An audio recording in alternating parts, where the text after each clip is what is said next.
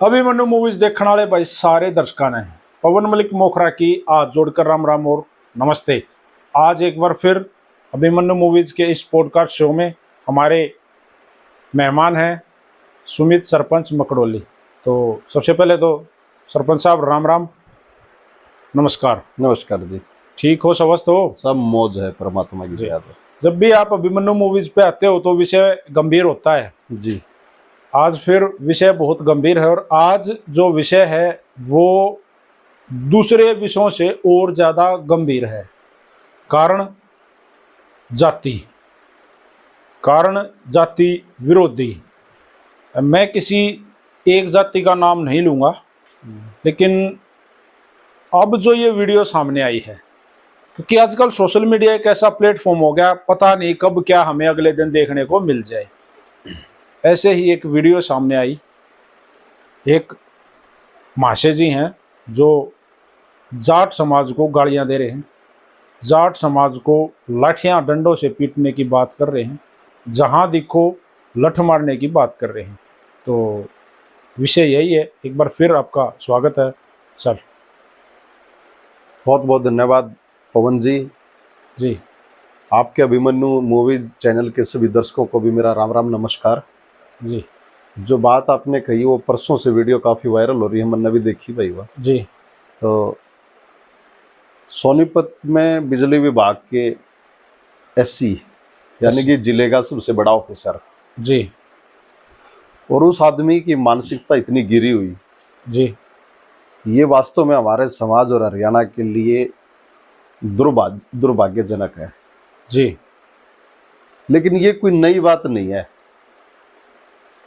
पिछले 10 से 12 साल का पूरा आप सिनेरियो उठा करके देखोगे ना, यही चीजें होती आने लग रही हैं। हमारे खासकर वर्तमान मौजूदा जो पार्टी है सत्ता में जी, इस पार्टी ने तो करी राजनीति पूरी कास्ट बेस्ड है जी।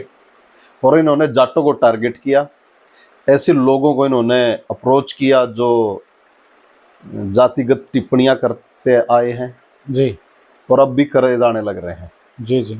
उसी का नतीजा है कि भाई हर आदमी के जेहन में एक दूसरे की जाति को लेकर के कुंठाएं और नफरत भरी पड़ी है जी।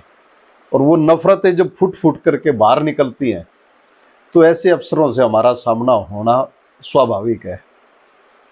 तो मैं सबसे पहले तो उन अफसर साहिबान को लानत भेजता हूं कि जिन्होंने इतनी बड़ी बात कही, इतनी बड़ी कुर्सी पे बैठे होते हुए वो अपने जिले में अपने विभाग के प्रमुख हैं, मालिक हैं पूरे जिले के। कई लाख लोग उनके कस्टमर हैं या भाई उसके लिए वो उसकी जनता है, लेकिन वो अपनी जनता में अपने लोगों में जो अफसर है जिसको सबको एक निगाह से देखना चाहिए, वो जातीय आधार पर उनमें भेदभाव करता है।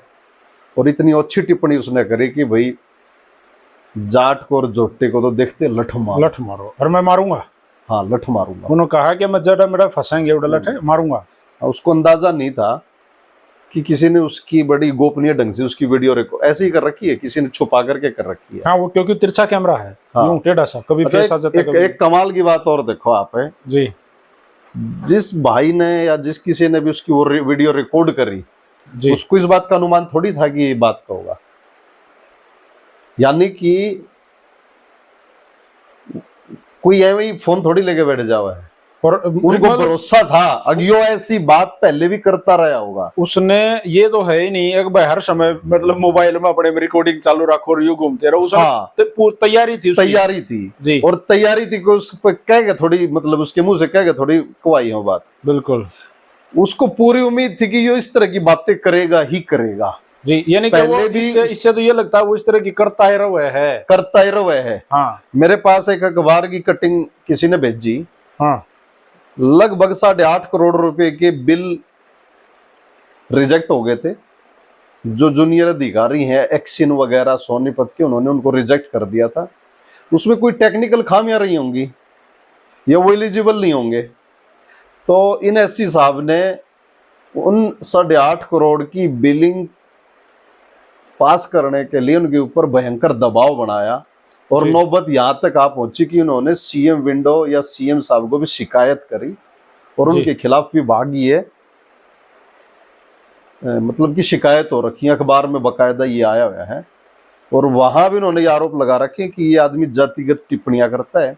जी। और दूसरी बात, ये दूसरों को मतलब कि भाई इस तरह का SC ST का केस करने की धमकी देता है। एक 4th क्लास का कौशिक नाम से करके कोई सरकारी कर्मचारी भी सामने आया है कि ये हमारे साथ पहले भी, वो पानीपत से था, उसने भी यही आरोप लगाया है कि ये हमारे साथ भी जातियां, जिस तरीके से जातीय बातें करता था हमारे, मतलब वो पंडित जी है, जातीय टिप्पणियां करता जातीय होगा, टिप्पणियां करता एक है, दूसरे को वो अफसर हो गया और एक दूसरे को नीचा दिखाना, या कास्ट प्राइड, या जातीय आधार पे अपने आप को श्रेष्ठ मानना, या हमारे समाज की वे कुरीतियां और विसंगतियां हैं कि जिनसे हमारे समाज को आना तो बाहर चाहिए, लेकिन अब हाल लग नहीं रहा कि हमारा समाज इससे बाहर आ पाएगा। बिल्कुल। पिछले 10 से 12 साल में तो हमारा समाज इस जातीय श्रेष्ठता और कुंठाओं में और ज्यादा दलदल में दस्ता चला गया जी। और इसका क्रेडिट जाता है हमारे नेताओं को और मौजूदा सत्ता को।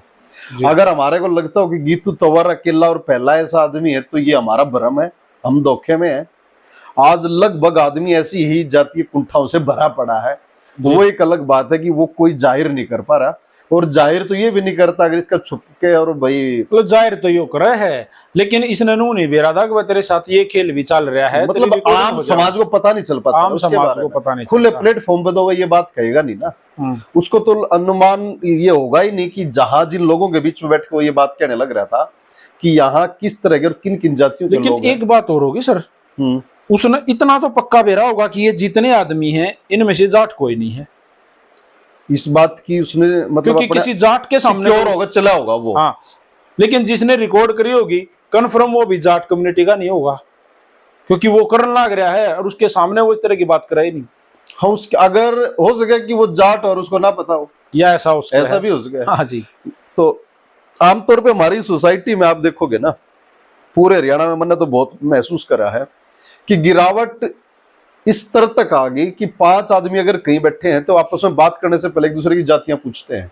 ओहो। और वो क्यों पूछते हैं?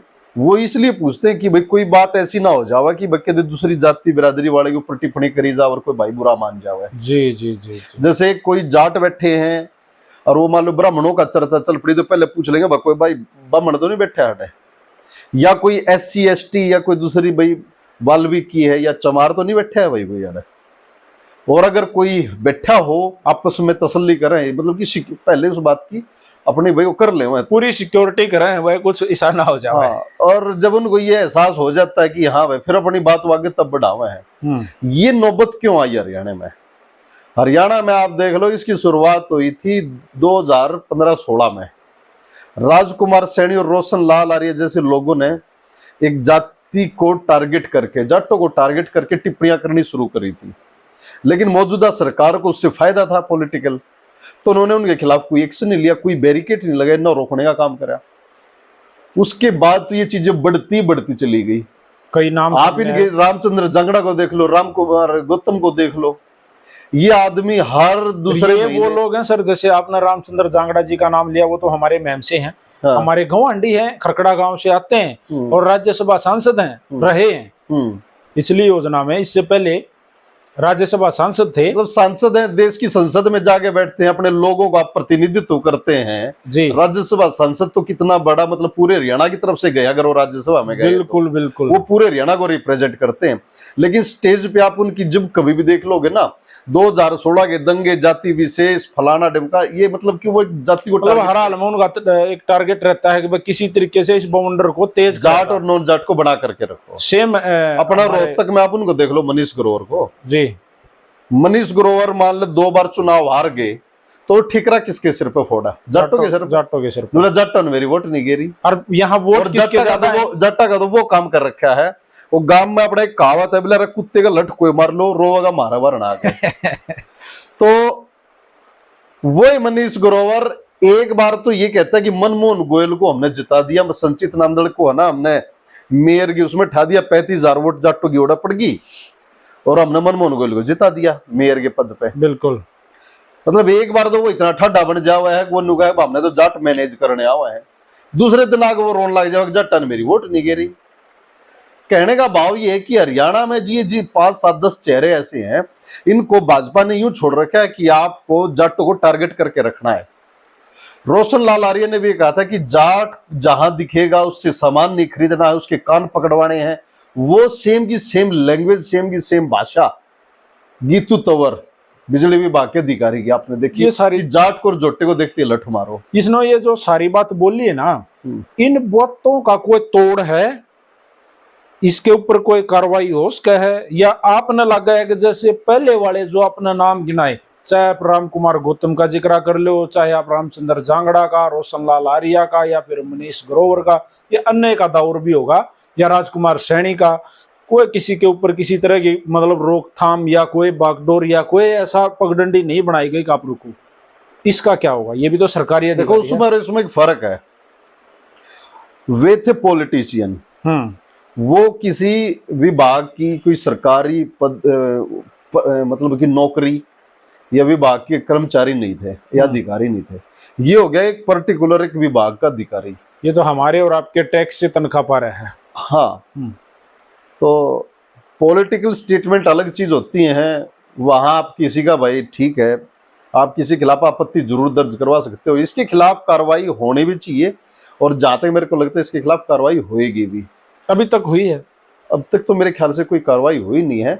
गुम्मड़ गांव से हमारे साथी हैं वीरेंद्र पहल, कल वो आप कुछ गणमान्य लोगों के साथ मेरे ख्याल से शहर में डीसी साहिब से मिले जा करके उन्होंने अलग अलग जगह पे अपने ज्ञापन दिए हैं। सीएम साहब को भी उन्होंने चिट्ठी लिखी है, और वो इसके खिलाफ उन्होंने खूब अपना विरोध प्रदर्शन या आपत्ति दर्ज करवाई है।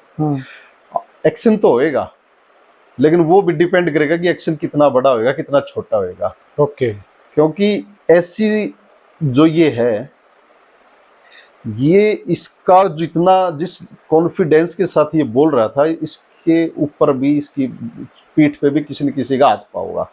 ओके, तो अब देखो, वेट एंड वॉच कि इसके खिलाफ कितना एक्शन होता है, कितना सख्त एक्शन होता है। मेरे हिसाब से तो देखो एक्शन होना चाहिए हमारे से, अगर कोई पूछे तो, और एक एग्जाम्पल सेट होना चाहिए कि हरियाणा को जातीय कुंठाओं से बाहर निकाल, चाहे वो किसी भी कम्युनिटी से हो, किसी भी कम्युनिटी का कोई जाट हो। हाँ। अगर दूसरे की जाति को टारगेट करता है और उसको नीचा दिखाने का काम करता है या ऐसी वाहियात टिप्पणी करता है, तो उसके खिलाफ एक्शन होना चाहिए, चाहे कोई भी हो। कोई भी हो जी। वैसे अब जिस तरीके से कई संस्थाएं, कई खापे, कई लोग, जैसे आपने बताया पहल साहब, इस तरह से लोग सामने आए, इसका मतलब पुरजोर से इसका विरोध करने लग रहे हैं, इसकी निंदा करने लग रहे हैं, उनको क्या कहना चाहोगे भाई? वो लोग भी जातीय सिस्टम पर ना उतर जाएं कदे बदला लेने के चक्कर में, तो उनको क्या कहोगे? नहीं, ऐसा नहीं होना चाहिए। देखो मैं बताऊं, इस देश में सबसे बड़ा हमारा संविधान है, और देश में सबसे दिक्कत हमारे यहाँ क्या है कि संविधान का आदर कोई नहीं करता। सब आप अपनी सुविधाएं, सब आप अपनी कंफर्ट जोन देखते हैं। हिंदू कहता है कि भाई हमारे लिए धर्म पहले है। देवकी नंदन ठाकुर हैं जो कथावाचक हैं जी, उनकी मैंने एक स्टेटमेंट देखी थी। वो कहते हैं कि देश और संविधान बाद में है, धर्म पहले है। ऐसे ही मुसलमान है, वे कहते हैं कि हमारी कुरान, हमारा धर्म पहले, हमारा अल्लाह पहले है, संविधान बाद में है। जबकि हकीकत बात यह है कि आपकी रक्षा संविधान करेगा, कोई धर्म रक्षा करने के लिए नहीं आएगा जी। आप संविधान के ऊपर सबको भरोसा होना चाहिए। संवैधानिक ढंग से जिस व्यक्ति के खिलाफ जो धाराएं, जो एक्शन होना होता है, वो उसकी आप मांग करो। आप सिस्टम पे भरोसा रखो, और सिस्टम अगर कहीं कोई कोताही बरतता है तो आप और जो सीनियर जो अधिकारी हैं उन तक जाओ। एसपी से बात करो, एसपी से बात नहीं बनती, एडीजीपी से बात करो, एडीजीपी से बात नहीं बनती, डीजीपी से बात करो। लेकिन ये नहीं कि आप रोड पे आ जाओ, प्रदर्शन करने लग जाओ, या तोड़ फोड़ मचाने लग जाओ, या किसी को आर पार देख लेने की धमकी देने लग जाओ। ये चीजें मैं ठीक नहीं मानता, ये सभ्य सोसाइटी का परिचायक नहीं है। एक चीज मैं आपसे और कहना चाहूंगा, जैसे भाई अगर हम किसी जाति के ऊपर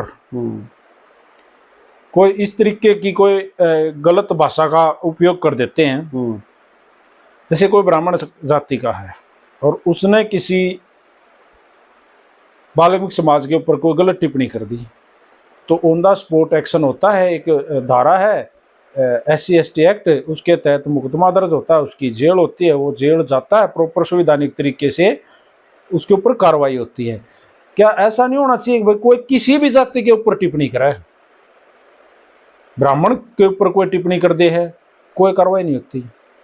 ब्राह्मणों ने ही विरोध करना पड़ा है, होनी चाहिए। जाटों के ऊपर कोई टिप्पणी कर दे है, कोई जाटों ने विरोध करना पड़ा है। मैं तो जितने भी हमारे हरियाणा, बिल्कुल ठीक बात है आपकी कि भी एक जाति के खिलाफ अगर टिप्पणी हुआ है तो वे कोर्ट में, थाने में जाके खड़े हो जाते हैं, या उनके डिफेंस के लिए विशेष धाराएं बनी हुई हैं। जबकि जातीय आधार पर टिप्पणी तो किसी के ऊपर भी नहीं होनी चाहिए।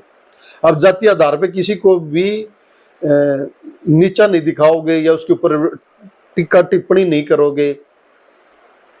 अब जाटों का भी मजाक उड़ाया जाता रहा है, ब्राह्मणों का भी मजाक उड़ाया जाता रहा है। जाट को 16 दूनी 8 को है।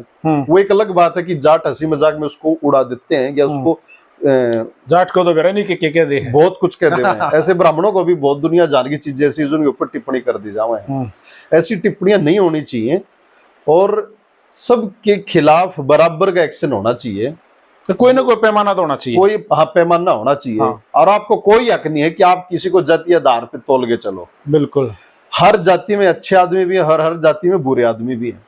मेरे को एक जाति का आदमी सामने आकर के ये दावा करके दिखा दे कि उसकी जाति में सब के सब मतलब कि भाई अच्छे गुण हैं, चरित्रवान लोग हैं, बिल्कुल, मतलब या कोई ये बता दे कि उनकी जाति में सारे ईमानदार लोग हैं, या उनकी जाति में जितने भी लोग हैं वो कोई घपड़ा घोटाला रिश्वत नहीं लेते होंगे। हर जाति में हर तरह के लोग हैं, गुंडे से गुंडा, लंपट से लंपट, मक्कार से मक्कार आदमी, चोर जुआरी आदमी आपको हर जाति में मिलेगा जी। तो जातीय आधार पे गर्व आपका करना बढ़ता नहीं है। मतलब आप पूरी जाति की ठेकेदारी उठा करके नहीं चल सकते। बिल्कुल, आप जाट हैं, आप अच्छे हैं, आप अपना दावा 100 बार करो, लेकिन आप ये कहोगे कि मैं पूरे जाट ऐसे हुए हैं, तो नहीं, अच्छी बात नहीं है ये। यहाँ सब कुछ मिक्स है। ठीक है, ऐसे ही ब्राह्मणों के ऊपर भी ये बात लागू होती है। ब्राह्मण भी अगर अपने आप को लगता है कि मैं जन्म से ही श्रेष्ठ हूँ, मैं औरों से भाई सुपीरियर हूँ, तो इससे बाहर निकलना चाहिए। ऐसा नहीं है। अगर आप विद्वान नहीं है, अगर आपको अपने लिटरेचर का ज्ञान नहीं है आपके बच्चों को, तो फिर आप कहेंगे ब्राह्मण है भाई। अगर आप 5 लोगों को अच्छे ज्ञान की बात नहीं बता सकते, फिर आप क्या कहे के ब्राह्मण है। तो कहने का भाव ये है कि आप पूरी कास्ट को, पूरी जाति को जिम्मेवार मत ठहराओ, पूरी जाति को टारगेट करके मत चलो।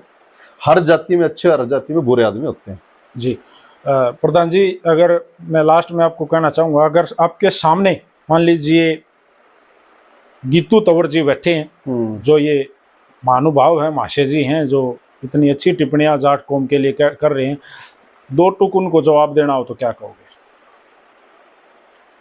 भाई 2 टुक जवाब तो क्या हुआ था, सब कहा ना, जवाब देने का अपना तरीका हुआ है जी। सुमित सरपंच बताइए। मैं ऐसे दुनिया जान के किससे आपको ऐसे बता दूंगा कि बहुत पहले किसी रेल की एक वीडियो वायरल हुई थी, जिसमें कोई बंदा मतलब बैठे आपस में यात्री जो थे, वो कहने लगा था कि जाट तो गुंडे होते हैं। ओके। कोई कहता है कि जाट तो भाई बलात्कारी होते हैं। 2016 में भी जाटों को बलात्कारी घोषित करने के लिए बहुत पापड़ बेले गए थे जी। और वो आज 2016 को 10 साल हो चुके, फरवरी 2016 को जी। आज तक वो किसका बलात्कार होया था, किसके कपड़े थे, कौन बलात्कार करने वाले थे, आज तक वो चीजें साबित नहीं हो पाई। बिल्कुल। तो ये जो एजेंडे चलाए जाते हैं, लोग इन एजेंडों के शिकार हो जाते हैं, एक नैरेटिव, एक परसेप्शन बन जाते हैं। तो गीतू तंवर जैसे जो लोग हैं वो इस नैरेटिव और परसेप्शन के शिकार हैं।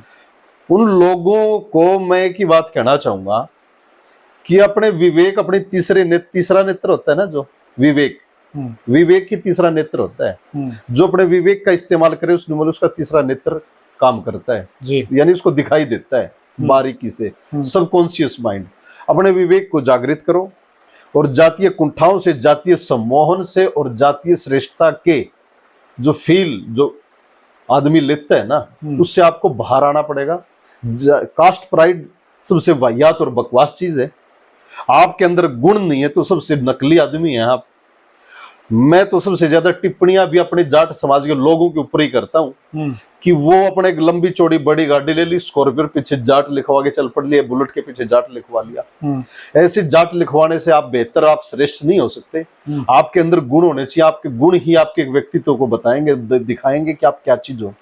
पिछले काफी दिन पहले इसी तरह कैसे सोशल मीडिया पे एक बाइक वाले माशे जी की वीडियो वायरल हुई थी और उन्होंने कहा था कि भाई पेट्रोल जो है वो 5 से 6 हजार रुपये लीटर हो जाना चाहिए, 20,000 रुपये लीटर हो जाना चाहिए। काफी एक उन्होंने एक आंकड़ा दिया था कि गरीब आदमी सारा पेट्रोल खरीद नहीं पावा।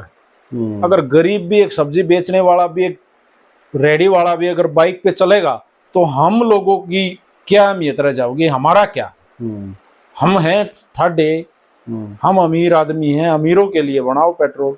तो उसके ऊपर सोशल मीडिया पे काफी ट्रोल किया गया था, काफी निंदा की गई थी। उसने सामने आके हाथ जोड़ के माफी मांगी थी। उसके साथ तो ऐसा बनाया था, जब वो मार्केट सब्जी लेने गया लोगों ने उसको पहचान लिया तो सब्जी वाले ने उसको सब्जी देने से मना कर दिया। साइकिल लेके गया था। हाँ, तो आगे क्या कहोगे? हम देखी थी मैंने भी वह वीडियो और मेरे ख्याल से उन्होंने वो वीडियो तो हंसी मजाक में बना रखी, मजाक में बना रखी थी। हाँ। नहीं तो उनको भी पता है कि 2,000 रुपए पेट्रोल या डीजल आदमी अफोर्ड थोड़ी कर सकता, वो भी अफोर्ड नहीं कर पाएंगे, कोई नहीं कर पाएगा। तो ये जो चीजें सोशल मीडिया आने के बाद एक चीज तो होगी, हर आदमी के फोन में इंटरनेट का एक्सेस है, हर आदमी के फोन में कैमरा है। वो जहां कहीं भी कुछ भी ठीक या गलत होने लग रहा है वो उसको कैप्चर कर लेते हैं और वो चीजें बड़ी तेजी से वायरल होती हैं जी। तो मैं जितने हमारे दर्शक साथी है, हमारे खासकर हमारे नौजवान हैं, उन तक एक बात पहुंचाना चाहूंगा, रिक्वेस्ट करना चाहूंगा कि अपने जीवन को बड़ा ही आदर्शमय बना करके रखो। दुनिया जहान की नजरें आपके ऊपर हर समय आपको अलग अलग एंगल से तो देखने लग रही हैं। आपकी छोटी सी एक्टिविटी कहीं भी कैप्चर हो सकती है। एक्सीडेंट भी आपने कैप्चर होते देखे होंगे। कोई बच्चा बदमाशी कर रहा है, कोई बच्चा डांस कर रहा है, कोई किसी के साथ छेड़खानी कर रहा है, तक इवन यहां तक की भी मैं आपको बताऊं कि बस में एक आदमी किसी महिला को बैड टच करने लग रहा था। वो काफी देर से प्रयास कर रहा होगा, तो उसकी वो गलत मानसिकता किसी दूसरे ने भांप ली और उसने अपना कैमरा चला करके उसको रिकॉर्ड कर लिया। तो कहने का भाव ये है कि सोसाइटी हमारी बहुत, मतलब तकनीक इतनी ज्यादा अपडेटेड हो चुकी है कि आप ऐसा कोई भी एक्ट ना करो जिससे समाज में गलत संदेश जाए। और ऐसा ना हो कि आपने कोई छोटी सी चीप हरकत कर दी और वो छोटी सी वीडियो आपकी बड़ी और वो वायरल होगी, जीवन भर आपको शर्मिंदा रहना पड़े, जीवन भर आपको शर्मिंदा रहना पड़े। बहुत बढ़िया। जैसे आपने बुलेट वाले उन सज्जन का जिक्र करा, कि उन्होंने तो हंसी मजाक में एक बात कह दी, लेकिन उनको इस बात का एहसास ही नहीं था कि आपकी ये 2-3 मिनट की बात ये पूरे इंडिया में वायरल होने वाली है और कल को आपको सामने आकर के जवाब भी देना पड़ेगा, स्पष्टीकरण देना पड़ेगा।